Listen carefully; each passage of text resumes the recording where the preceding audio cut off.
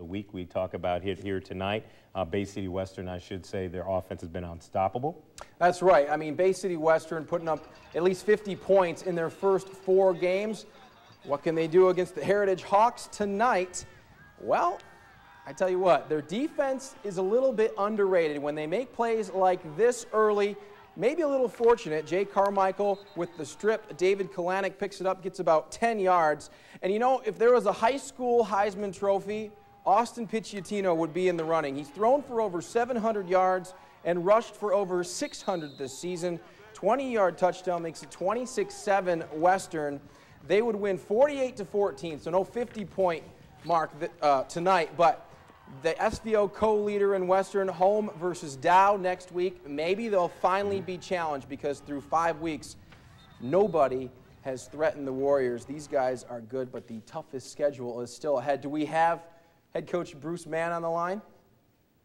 The radio is coming up now to talk about that game. We got the radio guys then right now. Wes Goheen and Steve Duncan.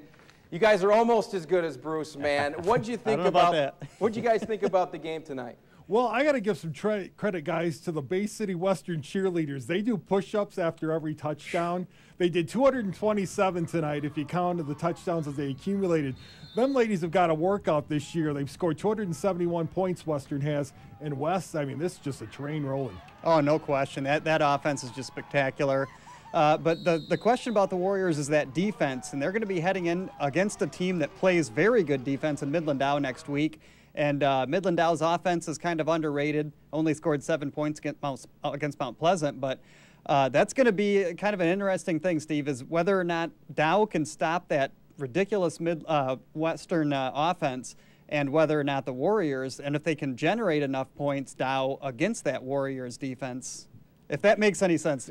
That's why I'm excited to see how Austin Picciuttino leads that Western offense against a very good Midland Dow defense. I mean, look, Mount Pleasant was in a dogfight against them. Oh, no question. Yeah, and the Warriors, you know, they've played good competition this year, but I don't know if they've played a team as good as Midland Dow this year, and that's huge because Bay City Western has 2 weeks in a row where they have Midland Dow and they have Mount Pleasant. So a lot is going to be said about that Warriors ball club in these next 2 weeks. And I joke about the scoreboard operator. I mean, you got to have hazard pay when the Western Warriors play. I mean, flipping those numbers on the scoreboard, it should be exciting, but I really think that their streak of scoring 50 points or more ends next week against a very stout Midland Dow defense. I would have to think so. Our SVL game of the week, guys, is going to be Bay City Central against Midland High, which, you know, the schedule is made before the season. It's supposed to be a good game. It should be a good game anyways, but I expect Midland High to roll Bay City Central. No disrespect to Coach Frazier and the boys, but I would say that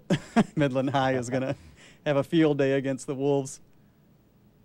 Yeah, I think you're right. Teams are rising to the top. Midland Dow is also Great Midland, and also Mount Pleasant and Western. Who comes out on top? Be interesting to see down the stretch. Wes Goheen, now the most hated guy in the halls of Bay City Central High School. Speaking of Central, taking on Flint.